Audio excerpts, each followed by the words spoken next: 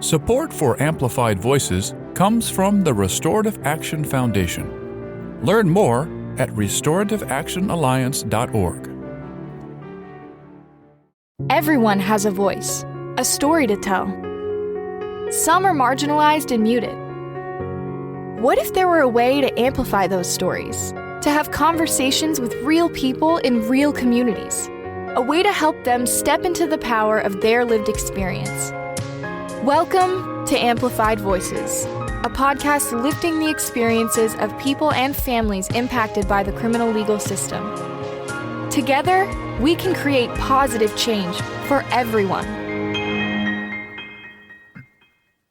Hello, and welcome to another episode of Amplified Voices. I'm your host, Jason, here with my co-host, Amber. Good morning, Amber. Good morning, Jason. Amber, today we have Heather with us. Hello, Heather. Hello, good morning. Heather, could you tell us a little bit about your life before you entered the criminal legal system, and then tell us what brought you into it? Yeah, let's see. My life before. I will say first that I got into the criminal legal system at literally 18, so there wasn't a whole lot before that. So I grew up in Indiana with my dad. My dad was a single dad. My mother was an alcoholic. So it was, my younger years were a bit rough and traumatic. My parents separated when I was 8 or 9. I lived with my mom for a couple months until she went to rehab. And then I ended up with my dad, and then I stayed with my dad. Mm. So, do you have any siblings, or were you? Okay. I do. I am an only child from my mom. My dad has 2 daughters, so I have an older sibling. She's about 6 years older than me, but we were never really close. She usually lived with her mom. She actually did live with my dad and I for a couple months, but it didn't go well. But growing up, and even though you had a sibling, it was really, it was an only child experience. Correct. Yeah, it was just my dad and I. And then I do have a younger sibling. She actually just turned 18. So wow, so that's a big age gap. Yeah. Yes. Yeah. Yeah. So my dad ended up getting remarried when I was 17, 18. Okay. So, yeah. All right. So you're at home. So basically your younger sibling wasn't alive at the time of your conviction, and yes, you're growing up in this home that had some instability. What were you interested in? Yeah. When I was younger, like 4th, 5th grade, I was bullied a lot. So because I was still living with my mom, she would literally come to the school and drunk and pick me up, and the kids caught on to it. It was not a good situation. She actually pulled me out, I think 3 weeks before the school year ended. Now, once I got with my dad, once I moved in with my dad, I started the 6th grade at a new school. And during that time and on, I felt like, other than not having my mother there, I had a relatively normal childhood. I had a lot of friends. I got along with pretty much everyone. The town that I pretty much grew up in was pretty small. I think our graduating class was like less than 100. Mm-hmm. So we were pretty tight knit. So you were with the same group from 6th grade to 12th grade, and you knew everybody. Yeah. And what were your activities or hobbies? What were your interests? I'm laughing because TV, I loved my TV shows. I wouldn't go out after 7 or 8. Like, I was really into the CW, Gilmore Girls. Like, I had a set schedule. I was like, okay, I'm going to go to school. I get off. I have to watch this at 5, this at 6. Now, as I got a bit older, so once I could drive and I had more freedom, like, I would be like, my friends, and I don't even remember what we would do. Like, we would just drive around. You just did teenage things. I just have to say, everybody loved Gilmore Girls. So let's go. Wait, I'm trying to place it. How old are you now? I am 37. I just turned 37. Yeah, I didn't play sports. I wasn't really into sports. I don't know. I feel like I'm old. I know I'm not really old, but I don't even really remember what I was into other than just hanging out with my friends, going to school, riding around, going to the creek.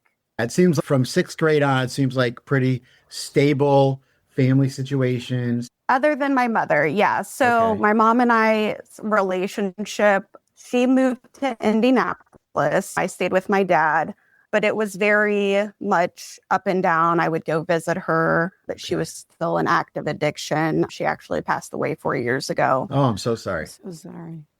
Thank you. Yeah. So other than like my home life was good. I mean, other than having a single dad, but I was still missing a mother figure. And my mom actually ended up, I can't remember why, but she ended up in jail a couple times. It may have been over child support. So when we lived in the town that we lived in, she actually ended up in jail there. And I would walk from the middle school to the jail to visit my mom. So you see, it was like not necessarily a normal childhood, but Did you feel what was your feeling about your mother? Did you feel a responsibility? 1000%. And could you describe what that meant for you? So what it looked like and meant for me was I took on the role of the parent. Even growing up, like my dad he went to work every day. He was home every night. He never brought anyone home. He never had alcohol in the house. But emotionally, I mean, Yeah, he had his own journey of dealing with all of the things Yes. and different ways of doing it, right? yes, exactly. And so with my mom, so growing up, I was very responsible. I felt very responsible. I was highly sensitive. I was a very highly sensitive child. I still am as an adult. And so I feel like I learned to be quiet. I mean, I had anxiety. I should also mention this as early as probably 7. I remember having a panic attack. And so I learned to be quiet, keep my emotions to myself, and just handle everything on my own. Okay. So we got the picture. Now you're moving along. You're in school. Things are going well. You've got friends. You're going through the school system. You're probably thinking about college. You've got some issues, but overall things seem like they're pretty good. Yes. So what happens next, Heather? So I, at this point, am a senior in high school, and I'm 17, and probably, it's been so long ago. It was probably February. At some point in the school year, now, again, we live in a small town. It's a small high school. We were all kind of friends from freshman, sophomore, junior. We all mingled. I ended up meeting a boy at a party. And I guess I should also say I had never really been in a relationship. I never really had a boyfriend. Not that I wasn't interested. I had crushes, but I was also very shy, also a little mean. Like when it comes to like boys, and I meet a boy, and we at first, like, he would say hi to me in the hallways, and I'm like, hi. And me and my friends would just like laugh. We're like, okay. He was a freshman and I'm a senior. So I think he was 14, 15. Yes, he was 14. I was 17. We ended up dating. We had mutual friends. I remember one night, clear as day, him asking me if I would be his girlfriend. And I'm like, okay. Like, I don't even know what that means at that point. And yeah, that's how that started. We dated for 6 months. During that time, I'm sorry. So Heather, you're in a school system where it goes freshman to senior. So you're in the Yes. same, were you in any of the same classes? How did you actually get to know each other? Or did you just go, oh, I like that senior over there? we lived on the same street. Yeah. So I was at one end, he was at the other. And again, like, we had, when I say like parties, like little house parties, like he would in fact, they were usually like my friends, and he would end up being there. So like we would talk at these parties, and then like after school, I think one of my best friends, I don't think she was a freshman. I think she was a sophomore. So anyways, like we would just see each other at these. Well, I have to say, we live in a small town that actually has 3,500 residents, and our entire school, K through 8, has 352 students. Mhm. So I can see the picture that you're painting. You're just in a peer group because everything Yes. is so small. Everybody's together. Nobody is like really concerned all that much with, because again, this is like an overall peer group. Exactly. So we start dating, and we're spending every day together after school. Like he would walk down to my house or I would walk down to his house. Watch a little Gilmore Girls. Yeah. And I met his parents. They would have like family, like game night, I think on Fridays or the weekends. Like I would go over there. He met my dad. And yeah, I mean, it did turn sexual before I turned 18. And then the day of my 18th birthday, we were supposed to go, I think, to the zoo or somewhere. I don't know. We were together somewhere. And his mom called him and said, "Hey, where are you guys at? Can you come home?" And this is literally the day of my 18th birthday. And we take him back home, and his mom comes out and she's talking to me on the front porch, and she's, "Hey, I think that this is getting too serious too quickly, and we want you guys to still be friends, but we don't think that you should be dating right now." And I'm like, just shocked. And thus begins, sorry, this is when I get emotional. Right. This is okay.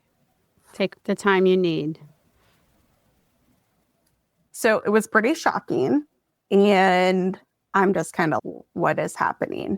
And at that point, we are like inseparable. This has become my first love, essentially. Mhm. I mean, my first everything. So, she says that, and I'm like, okay, we can still be friends. That's not really what she meant. So I'm 18. That's my 18th birthday. I think both of our birthdays are in the same month. So I think 2 or 3 weeks later, he turned 15. So I'm now 18. He's 15. And this was the summertime, so I had just graduated. We did not listen. Okay. We were like, I mean, like most people at that age are like, "No, we're so in love. Like, yes, you can't keep us apart." Like all of that. Yes. So which that doesn't feel surprising. So that's exactly what happened. We snuck around. We continued to see each other. And during that summer, again, we live in a small town. He had some family on the police force. And I do remember I was at home one time, and this family member comes to my home and advises me that I am now 18 and I could legally get in trouble for having a relationship with him. And I'm like, what? I didn't even know at this point. I'm like, I'm 18. I've never been in trouble with the law. I mean, I'm naive. I don't know. And so I had no clue. I didn't know anything about that kind of stuff. And we go through the summer. We're still sneaking out and seeing each other. And then at the end of the summer, his parents did find out. And so I was at his house at that point, and they caught us. Now, we weren't doing anything like that. We were just sitting there talking. And I remember like leaving. And after that point, the next day, the next morning, this was like the end of August. I guess I should say that my dad also moved. So pretty much when I turned 18, my dad was building a house actually in our hometown. And so he ended up moving, and I was living on my own, still in the same little town. I had my own little apartment because I was going to go to college and all of that. So it's literally just me. None of my family is here. So the police get involved. They asked me to come down to the police station, and I'm like, okay. And still in my teenage mind, I'm like, okay, sure, I'll go talk to y'all. So I go to the police station, and it is a room full of men. There's not one woman in there. There's, I think, 2 detectives, 3 police officers. They read me my rights at that point. And of course, I don't remember everything. It was very traumatic for me because I'm just spilling my guts. I don't feel like I have anything to hide. You've never had an interaction with the criminal legal Never. system. The way that you have perceived law enforcement is that they're there to help you. Correct. And if you are truthful and you are cooperative, then everything is going to turn out okay. And during this, that's not what is the interrogation? Yes, that's exactly what it is. They're asking me very detailed, very personal, intimate questions. And I'm like, I'm just telling the truth. Okay. And so I just say everything. And they're like, okay. And they let me go. You mean they let you leave? They let me leave. Okay. Yes, let me leave. And they're like, you are to have no contact with so. And then I'm like, okay. And I go back to my apartment. And at this point, I am distraught. I have no clue like what to do, where to go, how to move on from this. And I spiral out of control. At this point, I think without knowing it, like I'm trying to destroy myself at this point. And I'm like, I'm just devastated. And I remember just like the feeling that I felt like I literally felt like I was dying. I was like, I don't know what to do. And then I'm being interrogated and I have no clue. I don't know like what to do with myself. Okay. There was no therapy, and even before this, I mean, I had, again, like severe anxiety, things with my mom. I should have been probably in therapy. I should have been. There could have been some interventions. Correct. May have been useful to moving you ahead. Exactly. Yes. So the months are going by. I eventually move to the next state over. It's like right across the line. And it was, let's see, August, September, October, November, December, 4 months later. And I'm now moved out of Indiana, I'll just say, into Ohio. And I'm driving one night and I get pulled over. Okay. I think a tail light was out. I can't even remember at this point. So I get pulled over and the officer comes up to my car and he's license and registration. I'm like, here you go. And he comes back and he was like, can you please step out of the car? And I'm like, okay. So I step out of the car and he's like, put your hands behind your back. I'm like, okay. You have a warrant for your arrest out of Indiana. Are you aware? And I'm like, no, like I have no idea. And he was like, and he tells me, and I'm at this point just, what is going on? So they had charged me with sexual misconduct with a minor as a Class C felony. So I am taken to the jail in Ohio.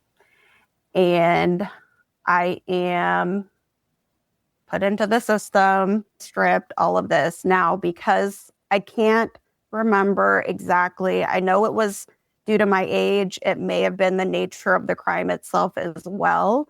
But at that point, I was put on suicide watch. I was not suicidal. I did not say that I was suicidal. So they like put me in this like big suit. It was like blue.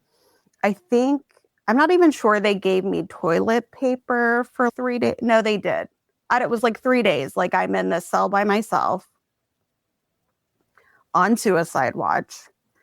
They eventually let me out until the regular population, and I'm there for 2 weeks. Heather, first of all, I just want to take a quick pause to hold some space for what you've just shared with us. So what you just shared with us was that you had moved, you get pulled over for some very normal sort of interaction. Oh, your tail lights out, this and that. And next thing you know, you are learning months later that there is a warrant for your arrest. And that quickly sweeps you up into a system you're not familiar with in a way that is very traumatizing. And when you get there, you're not saying any of these things, but you're continually being isolated. And so that experience had to be a lot for you. Am I characterizing that correctly? Yes. And I just want to name, because we talk to a lot of people who have been in some sort of situation like this. This is something that people don't know about with this sort of nature of the crime or the age of the person, that people are often isolated for their safety. And people can't see my air quotes, but I'm putting up my air quotes, in a way that is very traumatic and harmful. Yeah. I just want to hold space for that and say, I'm sorry that happened to you, because it's really pulling on my heartstrings as you're telling this story. Yeah. And I think the idea of the suicide watch is pretty common when people are arrested. It went a little extreme in your case with the putting you in special clothing, but I've heard others share a similar story of this is what happens. Yeah. Yeah. So thank you for sharing that, so our listeners can hear a little bit of what happens. So this is happening to you. You're in this jail. They're putting you on suicide watch. What is going through your mind in terms of what to do next? Are you thinking about like how to reach out to somebody who can help you? Walk us through that a little bit. I wish I could. I honestly don't remember. Right. I think that I have either blocked it out, or I don't think I was. Like, I was just like trying to make it through every hour. I'm just like, okay, whatever is next. I know I think I was able to call my dad. And at that point, we couldn't do anything, because they did let me know, you're going to stay here until we can extradite you back to Indiana. So it was Ohio. It's Ohio. You had the warrant was in Indiana. Ohio is the arresting officer, but Correct. They're not going to process you. They're going to send you back for Indiana to deal with you. That is correct. Yes. Yeah. Okay. And then how long were you in Ohio? And then when do you get sent back? 2 weeks. I was there for 2 weeks until Indiana came and picked me up and transferred me back over there. And those 2 weeks, you're by yourself in a cell, or you? No. So I was only in the cell, I think, for 3 or 4 days until they let me out into the general population. And you look like you popped off of the Gilmore Girls. I mean, you have that same look. I can only imagine when you were so much younger being put into that environment. What was that like? Scary, but also I was very like quiet. And I do remember I didn't come out of my cell. I did have a cellmate, but again, it was a long time ago. And she must have been fine. I didn't feel, I just kind of stayed to myself. I do remember staying in the cell, not going out very often, like only going out to shower. I didn't really talk to anyone. I just was like, let me just stay here. And Yeah. So you eventually are extradited back to Indiana yes. to face these charges that are levied against you. Mhm. And let me ask you, during that time, were you aware, was there media coverage of this? Let's talk about a little bit of that, because that sometimes comes into play. No, there was no media coverage. There was nothing. No. That's great. Yes, that's good. Okay, so you find yourself back in Indiana. Yes. And so how does because we want to make sure that we're leaving time for what comes after. Mhm. How do you get from here's the charges? What sort of time period progresses until you find yourself either in court or working with a lawyer for resolution of the case? Yeah. So not much time. So I get extradited back. And I think it was just a couple of days before I went before the judge for them to like officially read me my charge. And then my bond was set. And I think it was like $1,000. Maybe, I don't know. We had to pay like $1,000. So whatever that comes to. I think I was maybe there a week and a half to 2 weeks total. So I get out on bond and I am given a public defender because, well, I don't have any money to get a lawyer. So I get a public defender, I get out and I'm going back and forth. I'm meeting with him. I honestly can't even remember our first meeting because I think even at that point, I'm still like in my brain, like this cannot be happening. Like this doesn't make any sense. It was 2007 at this point because I was arrested in December. I do remember meeting with my lawyer and going over everything. And I'm like, take it to trial. I'm not like, even though I have no clue what I'm doing. Right, because that's what we see in the media. I'm going to take it to trial. I'm going to do this, and this is going to be the best thing for me, not knowing like some of the levers of the system that make that advisable or inadvisable, all of those things. So during this time, I think it's important to note. So in 2000, and I think they started it prior, but in 2007 in Indiana, they did create the Romeo and Juliet like law, which was literally my case. Less than 4 years, we were in a consenting relationship, on and on. However, because I was charged in 2006, and actually my paperwork states like the date of the offense is literally on my birthday. I could not be grandfathered into that clause. So there really was, apparently from what I was understanding from the lawyer, that there was no real defense against the case. So I want to underscore. So they've essentially changed the law in your state to say that what you did is not illegal, is not an offense. It is an offense. Okay. It's a lower offense. It's a lower offense. It's a lower offense. And you have, how do I explain it? So yes, it is still, you can still be charged, but I think it's like a misdemeanor. And your defense is, hey, there's a 4-year age difference. It was consensual, this and this. So you fell under the guidelines of this new law, which would make it a lesser charge. All of the collateral consequences would be lessened. And because of timing, you were not able to take advantage of the new law that was literally on the books and going into effect as you were being processed by the system. Correct. And so I think this is a good conversation to, again, highlight. And Heather, thank you so much for sharing your story. And so this is a situation where society looks at what is normative behavior and why do we have so many people who are being like affected by this? And does this make sense?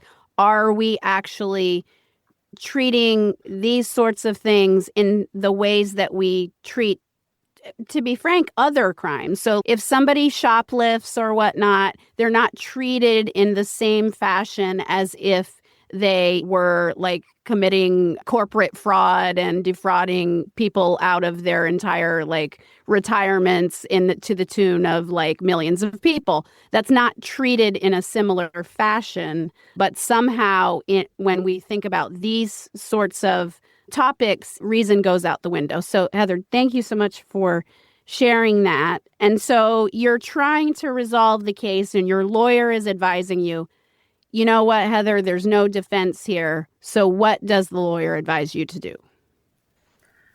Essentially take a plea deal.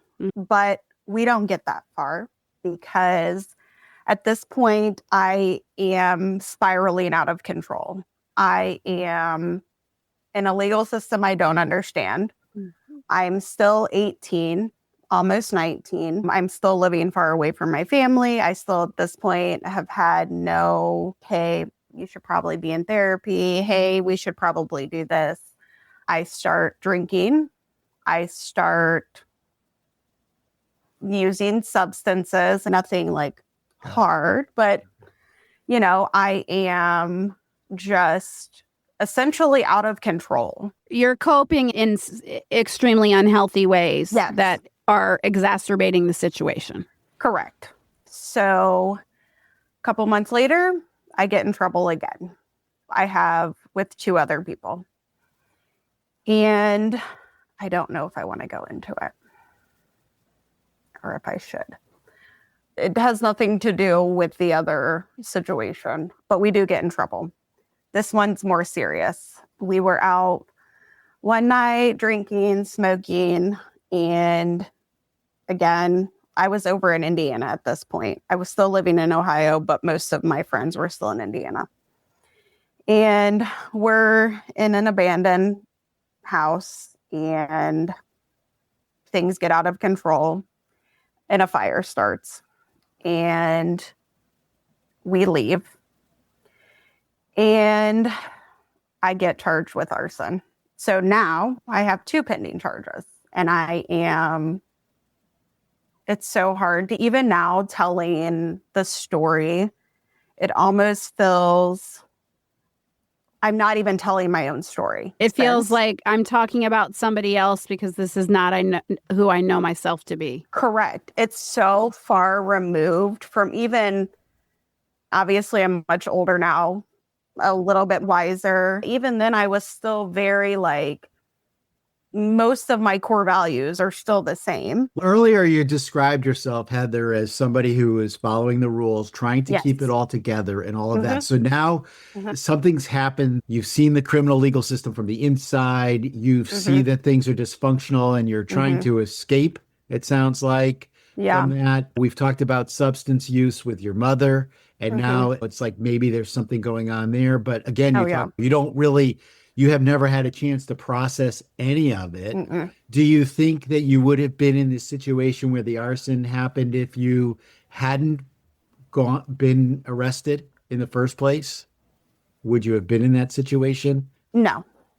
And so this is just something, again, shows us when we look at things and we try to prevent or address harm in a way that is disproportionate to what has happened, it causes more problems and more harm. And so I think it's really brave for you to share that. And obviously, looking back on it, like one can make those connections. But when you are an 18-year-old child with not full frontal lobe development and whatnot. When I was 18, I was doing things that were probably ill-advised, right?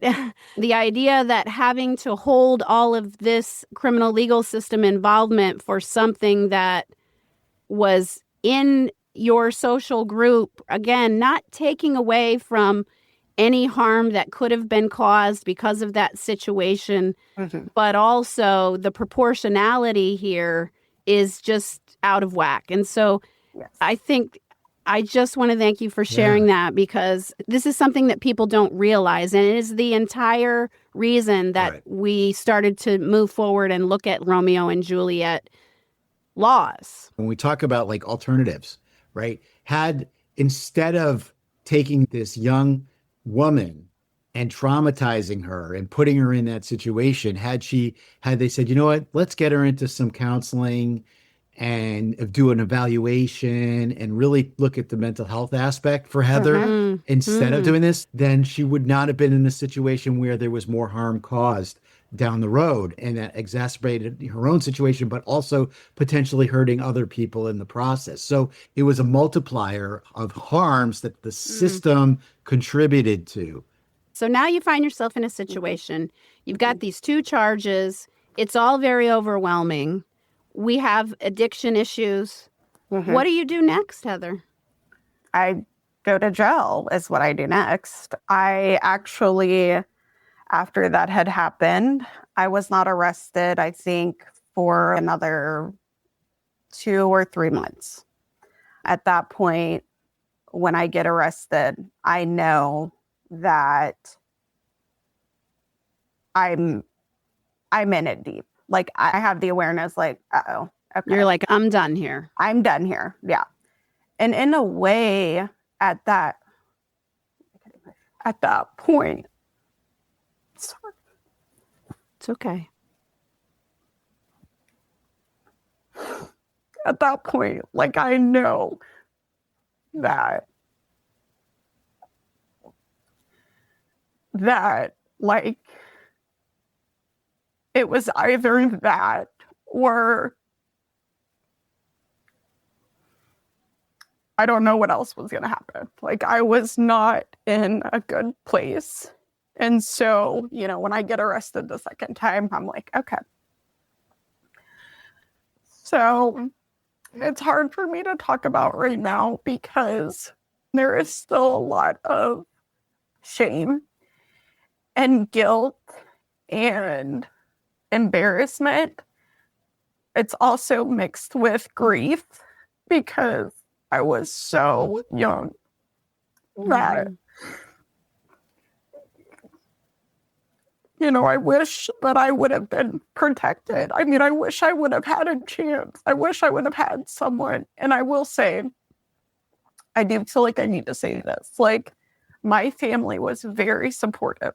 They wanted to do more. So before I got in trouble the second time, they would be like, please let me come to your court dates. What do you need? What do you need? Do you need help? But I was so ashamed. And I was like, you are not going to step into that courtroom and listen to, it was graphic. When I'm talking graphic, did he insert his into your, right. That is the kind of language they use. I don't want my family to hear that. You're literally talking about my first sexual experience. Yeah. I was very closed off. I was very like, I am going to do this on my own. I'm going to figure it out on my own. And I love you, and it was a form of protecting them as well. So I think that's why it's still very difficult to talk about, because I still carry a lot of that same. Of course. That shame and that guilt, and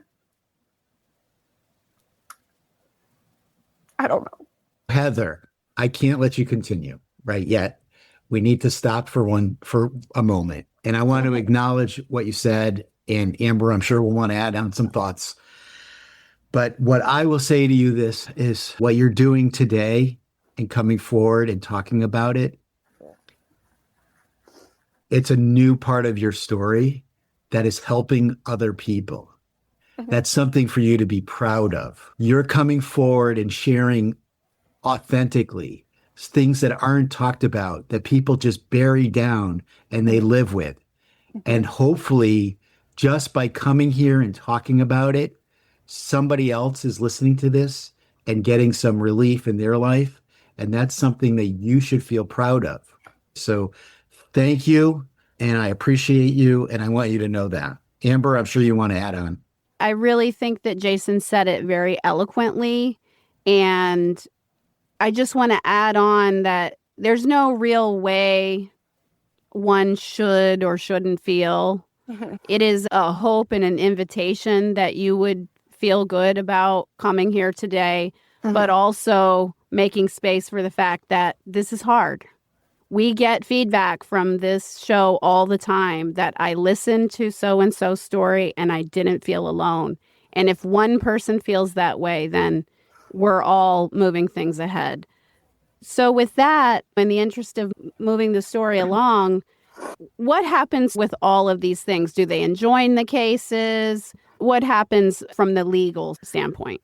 So from the legal standpoint, what ended up happening was I took a plea deal. It took about 4 or 5 months. We're like going back and forth, and they are like, hey, with these 2 charges, like you are looking, if they convict you of both of these, at 10 plus years in prison. Right. And I'm like, okay. So I ended up taking a plea deal. I was charged with both of the charges, and I also had to register as a sex offender. This one gets a little, even now, I'm still researching, trying to figure out how all of this happens. So from what I understand, there was nothing in there that said because of that charge, I had to register.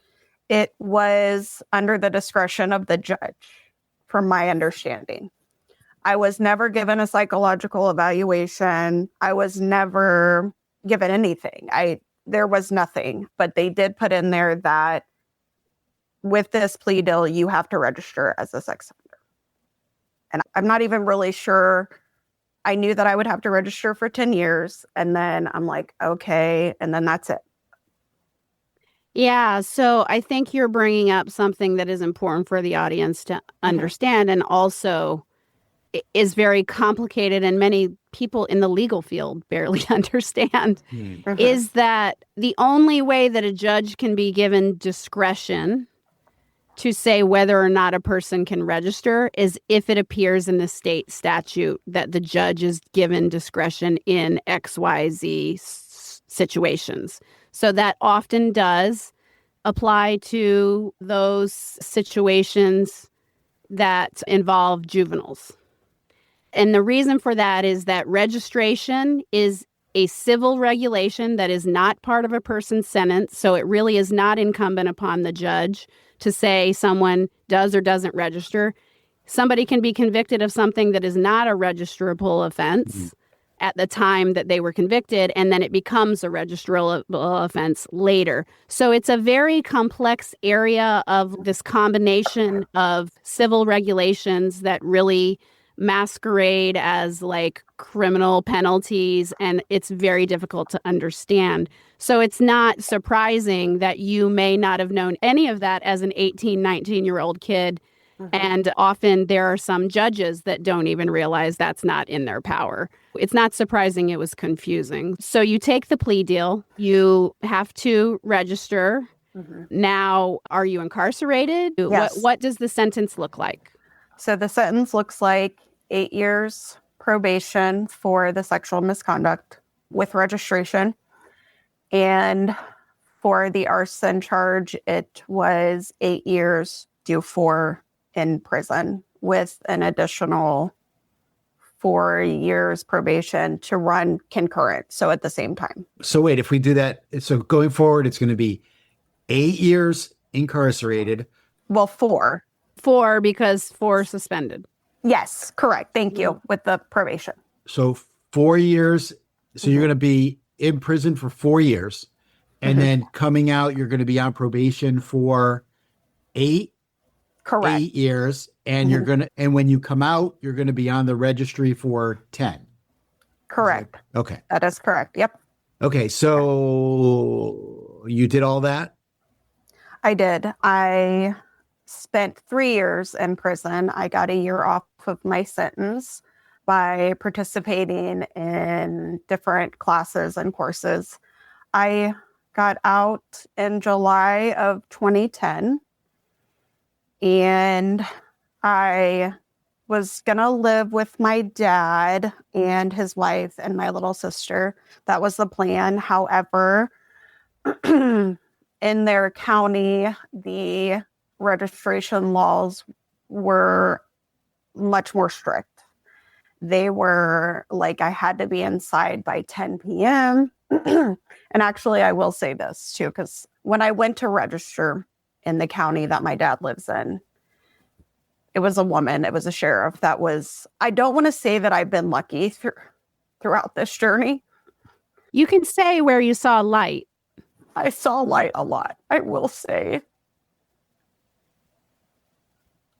For the majority of the part, I was treated with compassion. Most people that I interacted with were like, what are you doing here? Why was this initial thing and the thing that you're registering for a crime? Because Correct. Right now in our state, it is a ticket.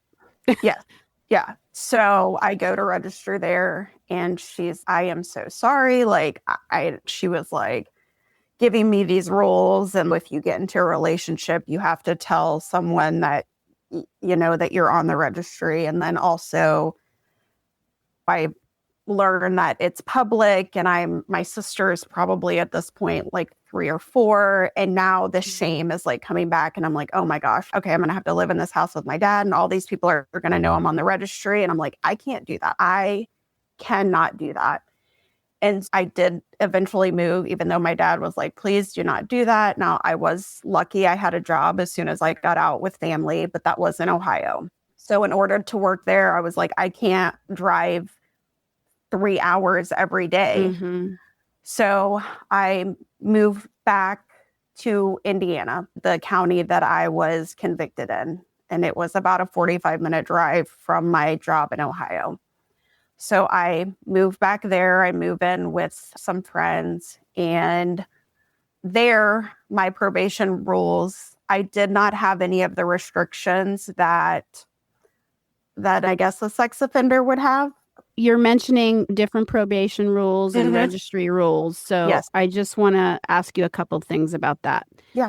Probation, being on special sort of probation conditions that only apply to individuals who have to register. Yes. And what is required by the registry itself are separate.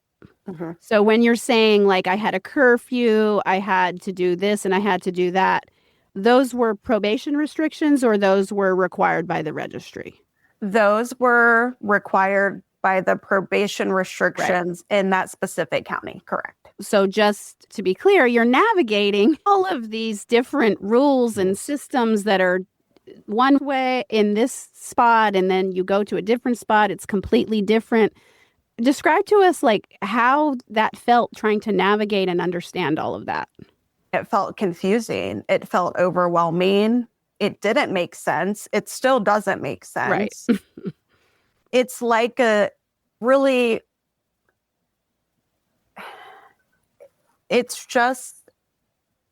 it's not impossible because here I sit 20 years later and I've done really well. Yeah. But they make it almost impossible. It's confusing. Everything is different. It depends on where you're at. It depends on who you talk to. So now you're on the registry at this point, and you're being told you have to report any type of relationship. What did that do to your mindset, to your dating habits, anything? So not a whole lot, because at that point, that was only in the county that my dad was living in. Mm-hmm. And I was only there for about 2 months. Okay. Before moving to the new county, the county that I was originally charged in. So when I go to the county that I'm originally charged in, none of those probation rules were the same. I had very generic general probation rules. And in fact, this goes to show how confusing it is and can be. When I moved back to the county in Indiana, where I originally was charged, I'll never forget it. I started back into college. I was in a relationship at this point, and I was on probation, and I had two probation. They weren't probation officers. They were police officers come to my home and do like a check-in. I let them in and they see my computer open and they're like, you are on the registry. You're not allowed to have that. You're not supposed to be on the computer. Like all of the, and I'm like, at this point, I'm not as terrified because I've been in prison for 3 years. I've learned a little bit. And I'm like, No, I read my probation rules top to bottom. In fact, they're right over there. I'm like, I'm allowed to have this. There's nothing. But they scared me a bit because they were like, yeah, we're going to go back and we're going to double check. And if we find out that you're wrong, you're going back to jail. It was terrifying. That does sound very terrifying, Heather. And you also mentioned something that it's also difficult to wade through. And a lot of people who are required to register are unaware of. You had no obligation to let those police officers in your home. They could stand on your porch and say, we're checking to make sure that you live here. But you opened the door, which you didn't know any better to do, right? Just because you are required to register does not mean that you have no rights. And but they make you feel as if you are not entitled to any of them. So that's why oftentimes people are just like, I'm going to stay quiet. I'm going to do whatever they say. I'm going to comply. So you're navigating these probation systems. You're navigating what it means to be on the registry. You do have a job, which is a really positive thing. And so let's talk a little bit about like the reentry portion of your story and some of the challenges, joys, all of those things that you might have encountered along the way. Yeah, absolutely. So I get out, and at this point, I'm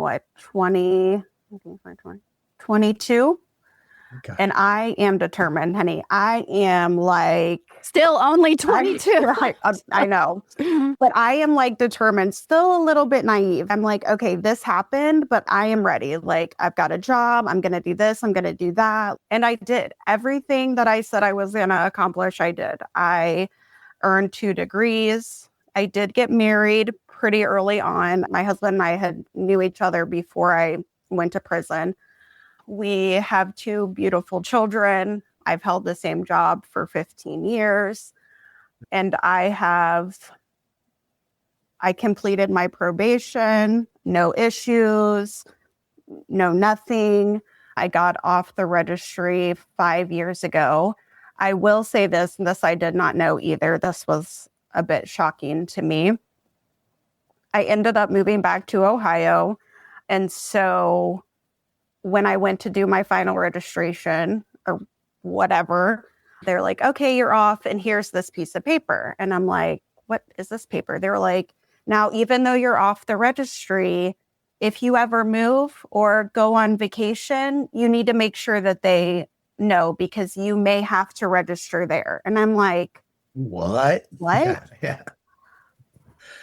I was like, this cannot be happening. I'm like, this cannot be. And I'm like reading this letter. They're like, make sure you keep that letter. I'm like, it. So the idea that you've completed a sentence. Correct. And you've done what you're supposed to do and you've done it all, right? You've completed it. You paid your dues. You paid your debt to society, but society has decided that it's never enough. That we're going to keep you in this state of confusion where if you go to Florida, things could be really bad for you. Yeah. Confused. It's still even now. I'm like, okay, let me just stay in Ohio forever because I don't know. So yeah, I completed everything successfully. I have been in therapy on and off for a very long time.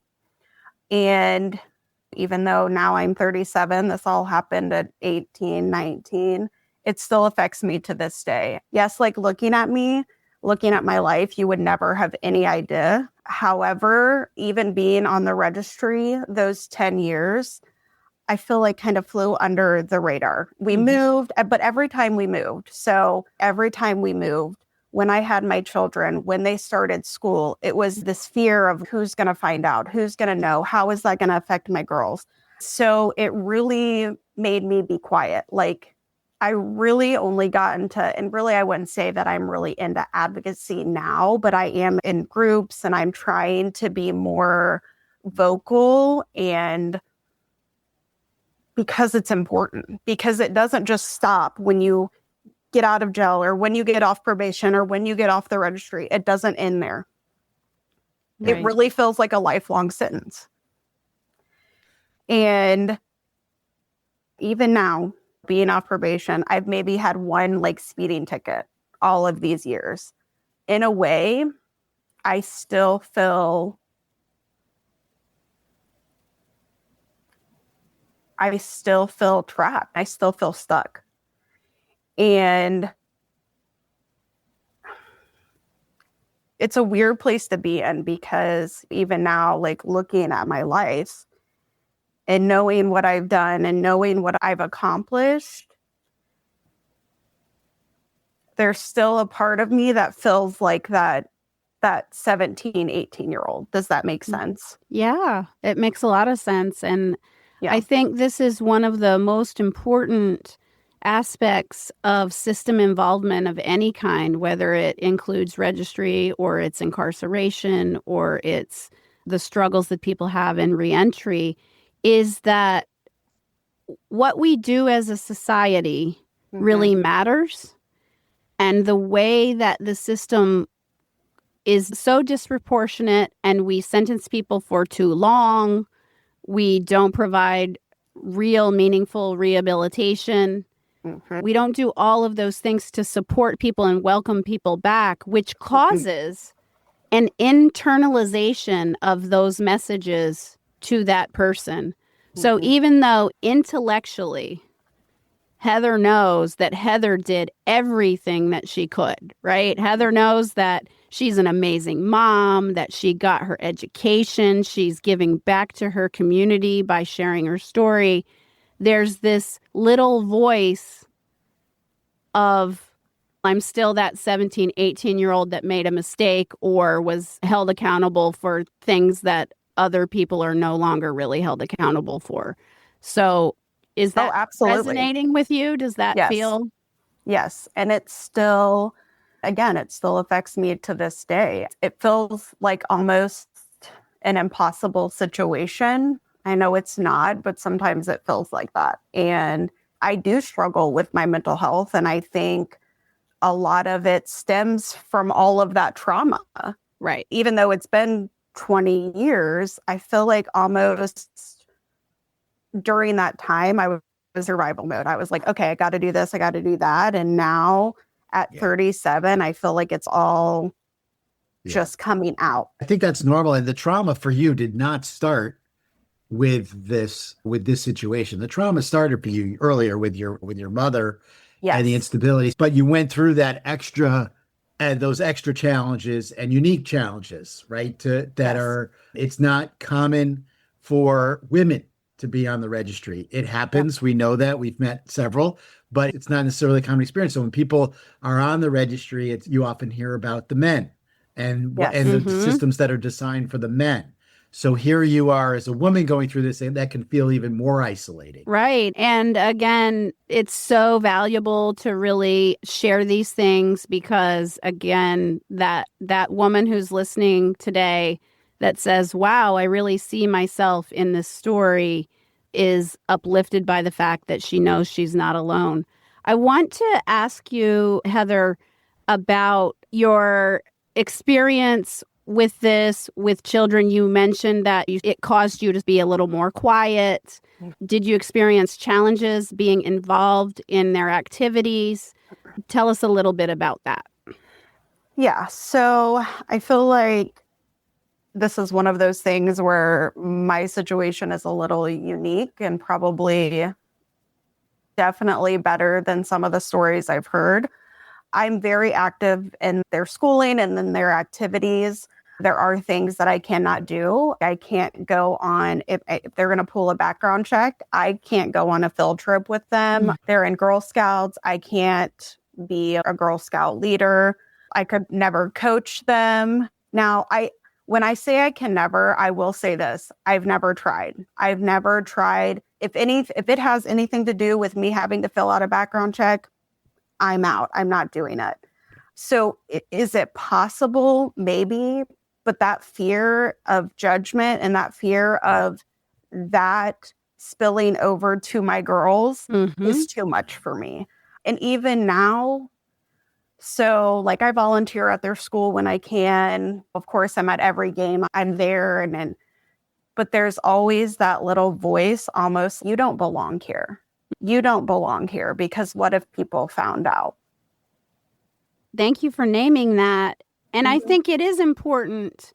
I heard you say, I've been really lucky and whatever. It is important for people to hear the positive experiences as well. Yes. And so you are able to volunteer, you're able to do Yes, those things with I your am. girls, and that is such a beautiful thing. But the other thing that was important that you shared that I certainly find really valuable is sometimes it's about how you're protecting others by not wanting to insert yourself in a place that may, if misunderstandings occur, affect them. And that is a struggle that every person who is required to register, and to be fair, often those who are connected to people who are required to register struggle with. Does my presence here cause harm to someone else? And again, that's not a reality that somehow your presence is going to be harmful, but it is the way that our society treats these issues that causes that. I appreciate what you just said, Amber, in terms of worrying about the impact to her daughters, worrying about and there could be an impact to her husband or anything like that. But let's just take a step back here and say, what if people found out that you committed a crime, right? Technically, 20 years ago, that you did everything that was asked of you, that you've been in therapy and you've turned your life around and you're living a positive life. So that is a success story. Like, you don't know, like, those people that are judging you, what are they doing? So like, you are, what if they found out? And so that's my question. So what? So I'm at the point now, if they find out and they judge you for it, that's on them. I don't want to be, I'd rather hang out with you than the person that's judging you, because you're a much more decent person. You went through hell and you're standing and you're here, and I support you and I will stand by your side, and I would go with you and I would tell those people, stand down. You're the ones causing harm. I love that, Jason, because I think that when we look at like our calculations, the way we navigate through the world, right? We don't want to live in perpetual fear. And we also don't want to do things, again, that are going to put us or our families at risk. So these are calculations that we make. But tying it back to that internalization, I think what Jason is really trying to communicate here is that don't internalize that, right? It's really difficult not to. And know that I talk about this when I talk about like employment a lot. Like, as an employer, right? Our organization hires somebody who has been through the system and is required to register. And you know what? That person has all of the skills and also the grit and the passion. And I would rather have individuals like that have been through it and know how to navigate all of those challenges than someone else. Heather, what's going through your mind when you're hearing some of these messages? So what is going through my mind is like, when Jason is saying what he's saying, I'm like, yes. Like, in fact, like, my therapist has said that to me many times.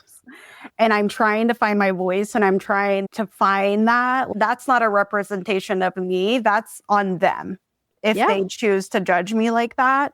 But it's still very difficult. And like with the employment thing, I wanted to talk about that really quick too, because though I've been extremely lucky, I've been at the same company for 15 years, and it is a family business, there is a part of me that I'm still scared to step out. I've never really tried to get another job. Like, I've never tried to apply anywhere because that voice in my head is like, yeah, but see everything that you're barred from, see. And now I do have my own very tiny cleaning company, which I love. It gives me a sense of purpose. It gives me a sense of joy, and it's wonderful. But there is that voice that's, okay, what if I want to try to do this? Or what if I want to do that? And then that voice in my head is like, yeah, but no. So I don't, again, like, I feel like, I don't know. Sometimes I feel like I complain too much. And I'm like, girl, like, despite what you've been through, like, you have this really amazing life. But also, yeah, there's still a lot of Yeah. This is the thing that is humanity, right? Mhm. We talk about a lot on this podcast and in our organization and in our own lives about being able to hold multiple things at one time. Yeah. And that feels to me, when I'm hearing like what you're describing, that those are a couple of things that you can hold at the same time. You can hold the fact that, yes, this happened, but you also can hold those things that are like, hey, I'm a badass.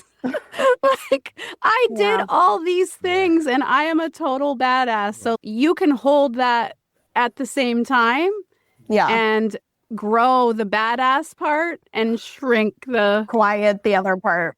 Heather, I am so thankful for this conversation and your authenticity and your openness. And so I think our final question for you is, if you had one piece of advice for a person who is on a similar journey to your own, and maybe at the beginning of the journey, what would that be?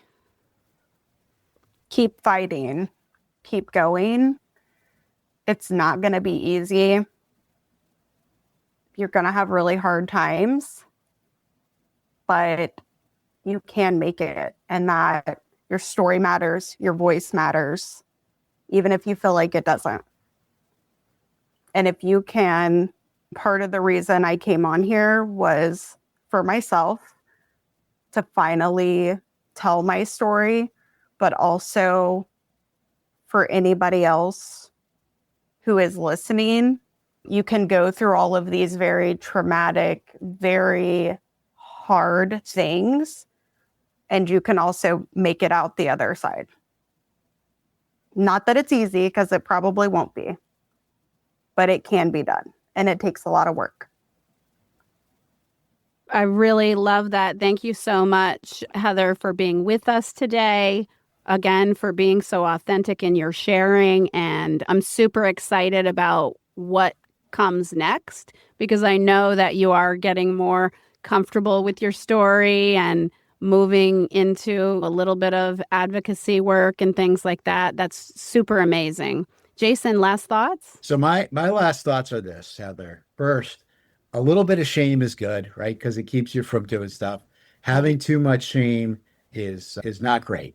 And if I can share anything with you personally, it's you have nothing at this point to be ashamed of. You are doing some tremendous stuff in your world as a mother, as a spouse, as an employee, and now gaining your voice as an advocate for others.